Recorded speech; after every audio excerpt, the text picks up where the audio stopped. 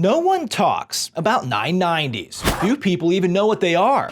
But Project Baltimore spent the last 5 months going line by line through years of 990s, filed by Dr. Cecil Gray, who runs a church and 2 charter schools in Baltimore City, and a foundation out of his home in Baltimore County. Dr. Gray? Hi, I'm Chris Pabst with Fox 45. What we found inside those 990s, in part, is why we spent weeks trying to track down Dr. Gray. We've been trying to get a hold of you. 990s are financial statements nonprofits file with the IRS every year. The question is, who's checking them? A school will disclose things about its finances, but if there is no government agency with the power and resources to actually examine the disclosures, they're not very meaningful. Susan DeJarnett is a law professor at Temple University. For the past 15 years, she's been writing extensively about oversight and accountability of charter schools. One of her topics? 990s. Somebody's got to look at this stuff. Her city, Philadelphia, has around 80 charter schools. DeJarnett says at one point, 19 were under federal investigation. She believes if local school boards and other authorities looked for red flags in a charter school's 990s, that could reduce the number of investigations, which are expensive. I certainly would never say all of them were criminal. That's absolutely not true. Millions of questions for all of these other people. Dr. Gray. Did you hear me? Dr. Gray. Did you hear me? I sure did, you guys sir. engaged No, for 30 sir. minutes. Wait, That was Dr. Gray last June when the Baltimore City School Board voted unanimously to deny his application to open NACA 3, a charter school in West Baltimore. be non-renewed and that the school close. In January, the board voted 8-1 to shut down his first school in Northeast Baltimore. And while all this was happening, Dr. Gray's school was collecting a $1.5 million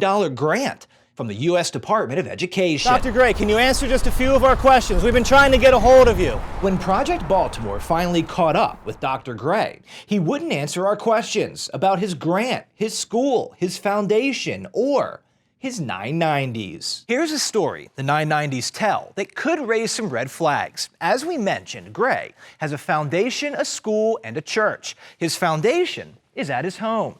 His school is at his church. He runs all 3. Now, the money that goes to his church, we can't see. Churches do not have to file 990s, but his school and his foundation do. And here's part of what we found. Foundations generally rely on donations, but from 2008 to 2017, Gray moved nearly $1.4 million from his schools to his foundation, nearly all its funding, with a stated mission to support development of educational programs and institutions. But almost all of the foundation's money, about 90%, is paid out in salaries. Gray pays himself more than $126,000 a year. He pays his employees very well. In 2017, the year he won that $1 million grant, Gray's foundation paid its secretary-treasurer nearly $57,000 for 1 hour of work a week. That comes out to $1,100 an hour. In 2014, 15, and 16, Gray paid a co-secretary an average of $37,000 for 5 hours of work a week, $142 an hour.